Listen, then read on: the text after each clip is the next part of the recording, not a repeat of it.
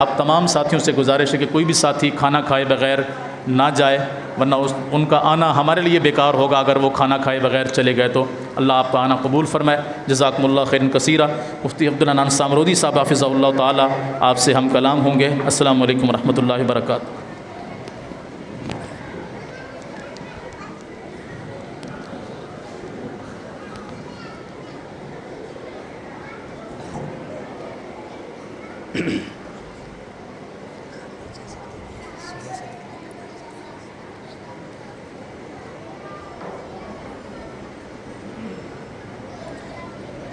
السلام علیکم ورحمۃ اللہ وبرکاتہ۔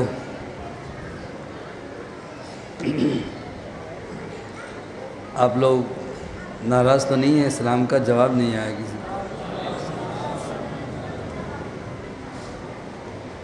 السلام علیکم ورحمۃ اللہ وبرکاتہ۔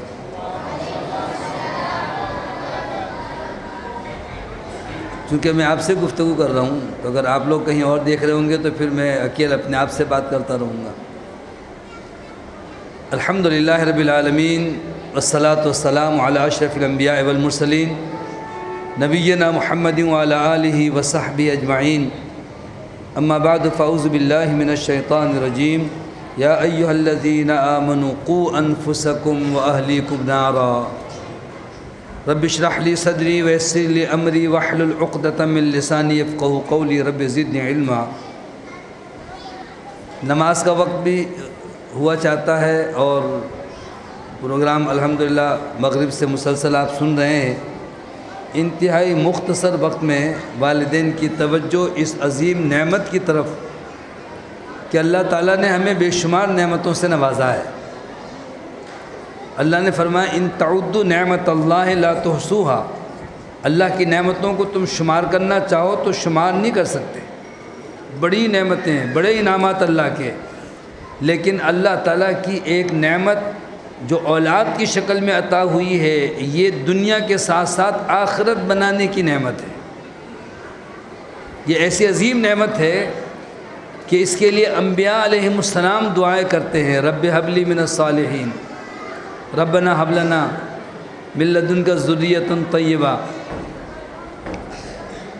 یہ یوں سمجھ لیں اللہ تعالیٰ نے آپ کو اختیار دیا ہے، چاہے تو اولاد کے ذریعے سے آپ اپنی دنیا بھی سنواریں اور آخرت بھی سنواریں، اور چاہے تو اولاد کے ذریعے سے دنیا میں بھی آپ کو شرمندگی کا سامنا کرنا پڑے گا اور آخرت میں بھی اللہ کی پکڑ، اللہ ہم سب کو محفوظ رکھے۔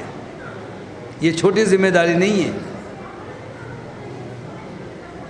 اللہ تعالیٰ نے اولاد عطا کی ہے تو بہت بڑی ذمہ داری ہے۔ قرآن مجید سورہ تحریم کی آیت نمبر 6 ہے، جس میں اللہ نے فرمایا یا ایھا الذین آمنوا، اے ایمان والو، قوا انفسکم واہلیکم نارا، اپنے آپ کو اور اپنے گھر والوں کو جہنم کی آگ سے بچاؤ۔ ماں باپ کی سب سے بڑی ذمہ داری یہ ہے۔ ہم سمجھتے ہیں کہ ماں باپ کی ذمہ داری کھلانا پلانا، کپڑے پہنانا، کھلونے لا کر دینا، تفریح پہ لے جانا، بڑے اچھے باپ ہیں، بڑی اچھی ماں ہیں۔ یہ بھی ذمہ داری ہے، ظاہر یہ تو بنیادی ذمہ داری ہے، انسان کھاتا ہے تو بچوں کو بھی کھلائے گا، لیکن صرف کھلانے پلانے سے ذمہ داری پوری نہیں ہوگی جب تک کہ ان کی آپ نے اس طرح تربیت نہ کی جو تربیت کا حق ہے۔ علماء نے مستقل کتابیں لکھی ہیں تربیت اولاد کے نام پر، اور اس میں والدین کی جو ذمہ داری ہے، کس عمر سے بچے کی تربیت کریں۔ ایک محدث اور دانشور جن کے بچے بھی ماشاءاللہ سب کے سب حافظ اور عالم تھے، تو وہ بیمار ہوئے تو اپنے بچوں کو جمع کیا اور کہا کہ بیٹو میں آج تم کو ایک بات بتلانا چاہتا ہوں، پہلے یہ بتاؤ کہ میں کیسا والد۔ بچوں نے کہا کہ دنیا کے سب سے بہترین باپ آپ ہیں، ماشاءاللہ آپ نے ہماری تربیت کی، ہماری تعلیم پر توجہ دی، ہمیں دین اور دنیا کی تعلیم سے مزین کیا، بہت بہترین باپ ہیں آپ تو، ہم آپ کا احسان کبھی نہیں بھول سکتے، ہم آپ کے لیے صدقہ جاریہ ہیں۔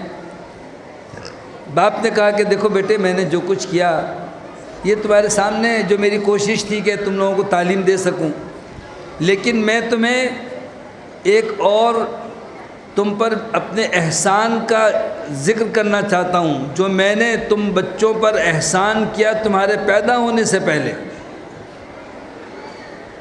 تو بچے چونک پڑے، کہنے لگے ابا جان بہت سارے احسانات ہیں، لیکن ہم جب دنیا میں نہیں تھے تو پیدا ہونے سے پہلے آپ نے ہم پر کیسے احسان کیا، ہمیں سمجھ میں نہیں آیا۔ کہنے لگے ہاں بیٹے، میں وہی احسان تم کو بتلانا چاہتا ہوں کہ میں نے تم پر یہ احسان کیا تمہارے پیدا ہونے سے پہلے کہ تمہاری تربیت کے لیے ایک ایسی ماں کا انتخاب کیا جو دین کے ساتھ محبت کرنے والی۔ میں نے حسن نہیں دیکھا، دولت نہیں دیکھی، شہرت نہیں دیکھی، قبیلہ نہیں دیکھا کہ کس قبیلے کی کس سے شادی کروں۔ اللہ اکبر۔ تو معلوم کیا ہوا کہ تربیت اولاد میں ماؤں کا انتخاب، یعنی اچھی بیوی تلاش کر کے پھر شادی کی جائے۔ ہم دیکھتے ہیں کہ کس قبیلے کی، کس خاندان کی کون سی لڑکی زیادہ خوبصورت ہے، بس اسے شادی کا پیغام دیں۔ اسی طریقے سے اپنے بچوں کے لیے جب بہو تلاش کرتے ہیں تو بھی ان چیزوں کو دیکھتے ہیں۔ نبی کریم صلی اللہ علیہ وسلم نے بھی فرمایا کہ عورت سے نکاح کیا جاتا ہے حسن و جمال کی وجہ سے، حسب نسب کی وجہ سے، مال و دولت کی وجہ سے اور دین کی وجہ سے۔ تم دین کو مقدم رکھو، کامیابی حاصل کر لو۔ یہ کیوں ہے؟ اس لیے کہ اردو میں بھی کہتے ہیں نا، ماں کی گود پہلا مدرسہ ہے۔ امام محمد بن جمیل زینو رحمہ اللہ، جن کی مشہور کتاب ہے اس خود عقیدتہ کا، اسلامی عقیدے کے نام پر، انہی کی کتاب ہے کیف نربی اولادنا، اپنے اولاد کی ہم تربیت کیسے کریں، اس کا اردو ترجمہ بھی ملتا ہے۔ اس میں وہ لکھتے ہیں کہ ایک عالم کے پاس، امام محمد الصبا نے واقعہ لکھا کہ ایک عالم کے پاس ایک شخص 1 ماہ کے بچے کو لے کر حاضر ہوا، 1 مہینے کا بچہ، اور کہنے لگا کہ حضرت مجھے نصیحت کیجئے، میں اس کی اچھی تربیت کرنا چاہتا ہوں۔ تو وہ کہتے ہیں میں حیران ہوا جب اس دانشور، اس بزرگ عالم نے ان سے کہا کہ تم نے تربیت کے لیے جو بچوں کے بارے میں مشورہ طلب کیا ہے آنے میں دیر کر دی۔ کہتے ہیں میں یہ سمجھ رہا تھا کہ شاید وہ کہیں گے کہ بڑی مبالغہ آمیزی کی، ابھی سے کیا بچے کی تربیت، ابھی تو 1 مہینے کا ہے۔ انہوں نے کہا نہیں، دیر کر دی آنے میں۔ بچوں کی تربیت میں بہت بڑا حصہ ماؤں کا ہے اور بچپن کی تربیت کا ہے۔ پیدا ہوتے ہی بچے کی تربیت شروع نہیں ہوتی، بلکہ کہتے ہیں پیدا ہونے سے پہلے تربیت شروع ہو جاتی ہے۔ ماں اپنی کوکھ میں جو بچے کی نشو و نما جہاں بچہ پاتا ہے، وہ ان باتوں سے، ان الفاظ سے، ان آوازوں سے اتنا مانوس ہوتا ہے۔ اب تو میڈیا کا دور ہے، ایک نومولود بچہ بہت رو رہا تھا، بری طرح سے رو رہا تھا۔ بڑے لوگوں نے جو ہے نا کوشش کی اس کو چپ کرائیں، لیکن روتا رہا، کئی دن ہو گئے۔ تو کسی نے موبائل آن کر کے اور گانا اس کے سامنے لگایا تو بچہ چپ ہو گیا۔ نومولود بچہ، سب پریشان ہے کہ اس بچے کو گانے کا اور میوزک کا کیا پتہ۔ جب معلوم کیا تو پتہ چلا کہ وہ خاتون کہتی ہے کہ جب بچہ پیٹ میں تھا تو میں گانے بہت سنتی تھی، اس لیے وہ اس سے مانوس ہے۔ ایک اور واقعہ کہ ایک بچہ رونے لگا تو اس کو بھی چپ کرانے کی بڑی کوشش کی گئی، یہاں تک کہ اسپتال سے گھر لیا ہے، بہت سے لوگوں کو دکھایا، کچھ نہیں پتہ چلتا۔ اسی دوران جو ہے کسی عالم کو بلایا کہ بھئی آپ کو دم کر دیں، تو اس عالم نے بچے کو گود میں لیا اور کچھ کہا جیسے کوئی بات کر رہے ہو نا، اس طرح کچھ، گھر والوں کو پتہ ہی نہیں کہ وہ کیا کر رہے ہیں۔ تھوڑی دیر میں بچہ چپ ہو گیا، لوگ پریشان ہیں۔ نومولود بچہ ایسا معلوم ہوتا ہے جیسے آپ نے اس کو کہا ہو کہ بیٹے روتے نہیں ہیں، آپ نے کیا کہا؟ کہنے لگے میں نے اس بچے کے کان میں تلاوت شروع کی، سورہ فاتحہ پڑھنا شروع کیا تو بچہ چپ ہو گیا۔ جب معلوم کیا تو پتہ چلا کہ اس خاتون کا کہنا یہ ہے کہ جب بچہ حمل میں تھا میں اکثر قرآن کی تلاوت کرتی تھی، وہ اس آواز سے مانوس ہے۔ تو تربیت کب سے شروع ہوئی؟ ماں کے پیٹ سے شروع ہوئی، عورت کے انتخاب سے تربیت شروع ہوئی۔ اس کے بعد پھر جب بچہ پیدا ہو گیا اور اس کا رونا چپ کرا دیا گیا، اب اس بچے کی جو اخلاقی تربیت ہے وہ ماں کی توجہ اور عدم توجہ پر۔ بچہ روتا ہے، وہ لکھتے ہیں کہ ماں جو ہے، پہلے دور کی مائیں وہ فوراً لپک کر کے جاتی تھیں، بچے کو اٹھاتی اور دیکھتی کہ اس نے کچھ پیشاب وشاب کیا ہے تو کپڑے بدلنے ہیں، اس کو صحیح جگہ پر سلانا ہے، اور اگر بچہ بھوکا ہے تو اس کو دودھ پلاتی ہے۔ اب تو ہماری خواتین، اللہ تعالیٰ ان کو ہدایت دے، ایسا معلوم ہوتا ہے جیسے بچے پر سے ساری ذمہ داری انہوں نے پیمپرز اور دوسری چیزوں کو سونپ دی ہے۔ جتنا بچہ روئے کہتے ہیں پیمپر باندھا ہوا ہے، بچہ رو رہا ہے کہتے ہیں فیڈر لگا دو۔ نہ دودھ پلاتی ہے، نہ بچوں کی تربیت میں کوئی حصہ ہے، ہر وقت ان کا کام صرف موبائل ہے۔ اس کا نتیجہ یہ نکلتا ہے کہ بچہ جب پیشاب کرتا ہے یا بھوک لگتی ہے، روتا ہے نا، تو ماں کہتی ہے چپ ہو جائے گا، اور واقعی چپ ہو جاتا ہے تھوڑی دیر کے بعد، پھر روتا ہے پھر چپ ہو جائے گا، وہ توجہ نہیں دیتی۔ ایک وقت آتا ہے کہ وہ چند مہینوں کا بچہ ایسے روتا ہے جیسے بڑا سمجھدار کوئی آدمی احتجاج کرتا ہو، دودھ نہیں پیتا، ہاتھ لگاؤ تو جھڑک دیتا ہے، خوب چیختا ہے۔ جب وہ اس حد تک آتا ہے تو کہتے ہیں شاید کوئی اثر ہے بچے پر، اب کہتے ہیں مولوی صاحب ذرا دم کر دیں، حالانکہ اثر نہیں ہے۔ ماں نے اسے مجبور کیا کہ اگر تمہیں بھوک لگی ہے، تم نے پیشاب کیا ہے، تمہیں کوئی ضرورت ہے تو احتجاج کرو، ہلڑ بازی کرو، خوب چیخو تو میں دیکھوں گی۔ یاد رکھیں، بچوں کی تربیت اس انداز سے کریں، جیسے ہی بچہ روئے وہ جھوٹ، تصنع، بناوٹ، تکلف کچھ نہیں جانتا، فوراً توجہ دینی چاہیے۔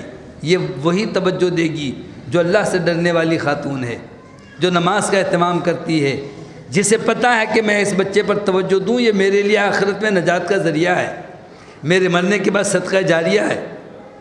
اور جس عورت کو فیشن سے اور میڈیا سے اور ڈراموں سے اور فلموں سے شغف ہے، وہ تو اولاً تو پہلے کہتی ہے میں بچے پیدا نہیں کرنا چاہتی، اور ہو تو کہتے ایک بہت ہے، اور اگر بچہ پیدا ہو بھی گیا کہتے میں نہیں دودھ پلاتی، میرا حسن خراب ہوگا۔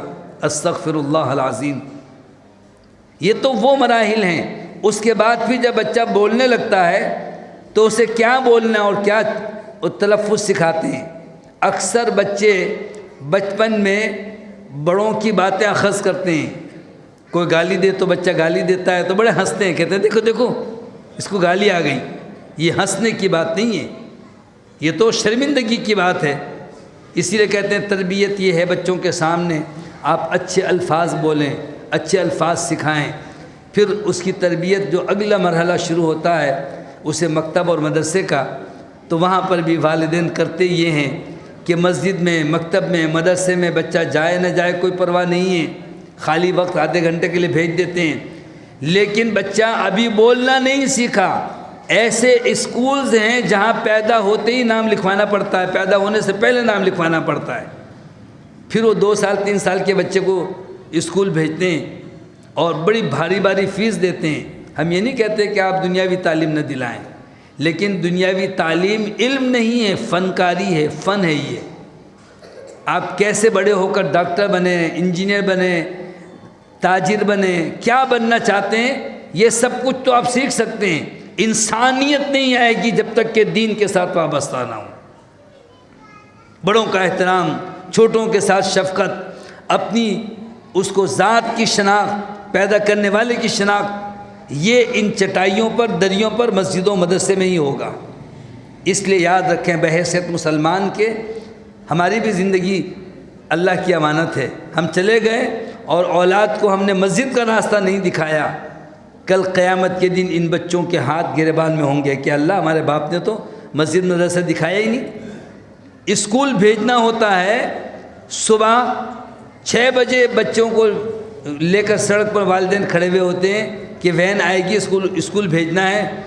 سردیوں میں جب اب تو تھوڑا سا دن اور بڑھنے لگا تو اس وقت 6 بجے تو بہت دیر ہو گئی، اس سے بھی پہلے بچوں کو صبح ہی صبح اٹھاتے ہیں اور اٹھا کر کے اور منہ دھلایا نہ دھلایا اور جلدی سے یونیفارم پہنایا، اور اس کو اتنی مشقت کے ساتھ اس کو مسجد کی بھی تو تربیت دینی چاہیے۔ اس سلسلے میں تربیت 3 شخصیتوں کے گرد گھومتی ہے۔ سب سے پہلی ذمہ داری ماں باپ کی ہے، دوسری ذمہ داری پھر استاد کی ہے جہاں بچے کو لا کر بٹھایا جاتا ہے، اور تیسری ذمہ داری اداروں کی، یہ سرپرست ہیں، اداروں کے معاونین ہیں جن کو پتہ ہے کہ کیا پڑھاتے ہیں۔ قاری حنیف صاحب کو اللہ تعالیٰ جزائے خیر عطا فرمائے، ابھی تفصیل سے بتا رہے تھے کہ کس طرح سے انہوں نے کتاب کا انتخاب کیا، اور اس میں احادیث اور دعائیں اور عقیدہ اور سب چیزیں جمع کر کے بچوں کو تربیت دی جا رہی ہے۔ یہ جو بچپن میں اس کی گھٹی میں ڈال دیا جاتا ہے کہ کیسے وضو کرنا، کیسے نماز پڑھنا، طہارت کسے کہتے ہیں، عقیدہ کسے کہتے ہیں، وہ آگے چل کے عالم بنے نہ بنے لیکن کم از کم سچا پکا مسلمان تو بن گیا وہ، ورنہ تو محمد الرسول اللہ صلی اللہ علیہ وسلم نے فرمایا کہ ہر بچہ پیدا ہوتا ہے فطرت اسلام پر، ماں باپ اسے یہودی بنا دیتے ہیں، ماں باپ اسے عیسائی بنا دیتے ہیں، مجوسی بناتے ہیں۔ یہ نہیں کہا ماں باپ مسلمان بناتے ہیں، اس لیے کہ مسلمان تو ہے، اس کے اسلام پر پختگی، اس کو آگہی دیتے ہیں۔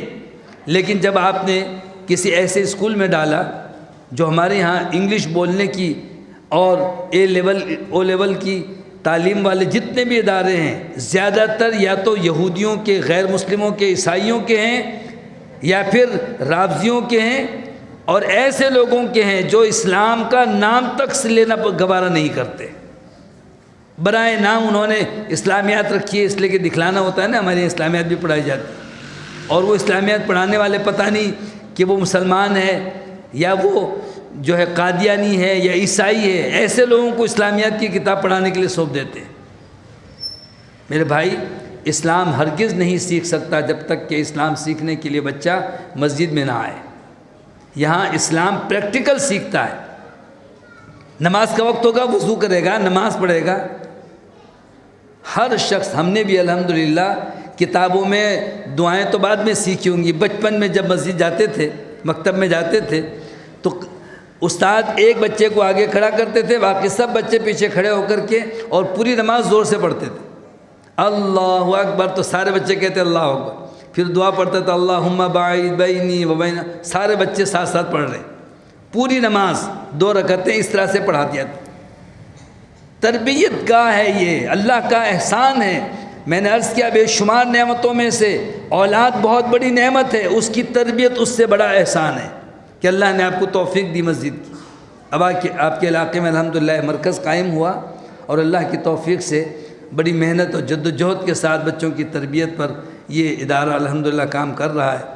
اللہ تعالیٰ قاری محمد حنیف ربانی حفظہ اللہ اور ان کے تمام معاونین اور ان کے تمام شرکاء کو اس جزائے خیر عطا فرمائے، اور اس ادارے کو دن دگنی رات چگنی ترقی عطا فرمائے۔ کچھ وقت ہوا، ورنہ تو پہلے الحمدللہ حاضری ہوتی رہتی تھی۔ یہ چھوٹے سے گھر میں بیچارے رہائش بھی تھی، اور وہیں پر جو ہے چھت پر پروگرام کرتے تھے اور وہاں بچوں کو پڑھاتے تھے۔ ان کا شوق اور ان کی محنت اللہ کے ہاں قبول ہوئی، اللہ نے بہترین مرکز عطا کیا ہے۔ اللہ جو اس کے کام باقی ہیں اس کو پائے تکمیل تک پہنچائے، اور اس ادارے کو اللہ تعالیٰ قیامت تک جاری و ساری رکھے۔ یہ ادارہ بن گیا، انشاءاللہ یہاں سے جو آپ کے بچے پڑھیں گے، آپ کے بچوں کے بچے، یہ سلسلہ جاری ساری رہے۔ اللہ تعالیٰ ہمیں اپنی اولاد پر توجہ کی توفیق عطا فرمائے۔ اولاد کی تربیت کے سلسلے میں سورہ لقمان میں لقمان کی نصیحتوں کا تذکرہ بہت زبردست ہے سورہ لقمان میں، کہ سب سے پہلے نصیحت جو کرنی چاہیے بچے کو وہ یہ کرنی چاہیے کہ اللہ کون ہے، توحید کیا ہے، شرک سے بچنے کی نصیحت، پھر عقیدے کی نصیحت، پھر نماز کی، روزے کی، امر بالمعروف نہی عن المنکر، اور اسی طرح سے صبر کی نصیحت، آواز پست رکھنی چاہیے، چیخ چلا کر بات نہیں کی، ساری نصیحتیں کی جناب لقمان نے۔ تو یہ ماں باپ، اساتذہ اور انتظامیہ تینوں مل کر کے کوشش کریں۔ یہ خام مال ہے، کچا مال ہے، جس طرح لوہے سے مختلف چیزیں بنائی جاتی ہیں، اسی طریقے سے ان بچوں سے آپ جو چاہیں اسے ہیرا بنائیں یا زیرو بنائیں۔ تربیت دیں گے تو یہی عالم بنیں گے، تربیت دیں گے یہی خطیب بنیں گے، یہی مفتی بنیں گے، اور اگر آپ نے توجہ نہیں دی تو بیچارہ مزدوری کر رہا ہوگا، تاجر بنے گا، ڈاکٹر بنے گا، انجینئر بنے گا، جو بھی آپ بنانا چاہیں، ڈاکٹر انجینئر بننے سے ہم انکار نہیں کرتے، وہ بھی معاشرے کی ضرورت ہے، لیکن اگر وہ عالم ہے پھر ڈاکٹر بنا، عالم ہے پھر انجینئر بنا، تو پھر نور علی نور ہے۔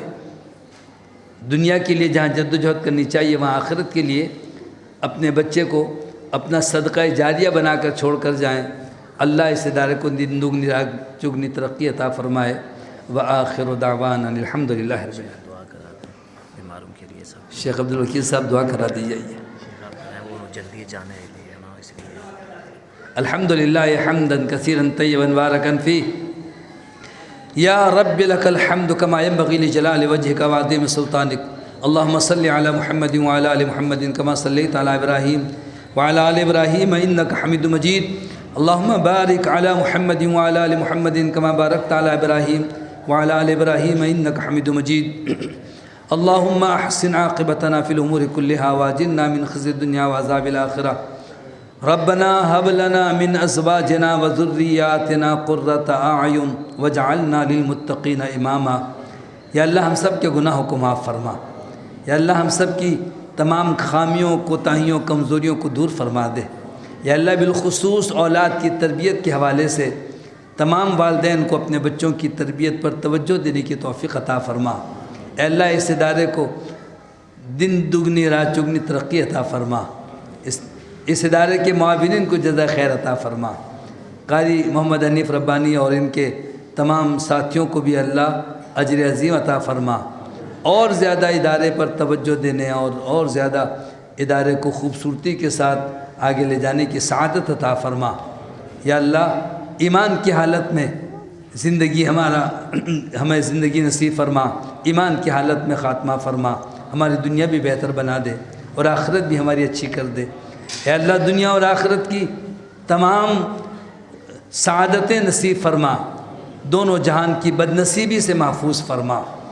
ربنا آتنا فی الدنیا حسنہ وفی الآخرۃ حسنۃ وقنا عذاب النار، ربنا تقبل منا انک انت السمیع العلیم وتب علینا انک انت التواب الرحیم، سبحان ربک رب العزۃ عما یصفون وسلام علی المرسلین والحمد للہ رب العالمین۔